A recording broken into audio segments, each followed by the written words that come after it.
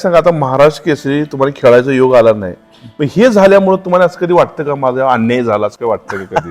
100% वाटतेच किंवा काय प्रत्येकाच्या आयुष्यात म्हणजे आई वडिलांनी सांगितलं त्या आई वडील कसं अडण्याचं त्यावेळी त्यांना वाटायचं की महाराष्ट्र केसरी पर्यंत त्यांचं त्यांना इंटरनॅशनल नॅशनलचं हे काय म्हणजे एवढं हे नसायचं.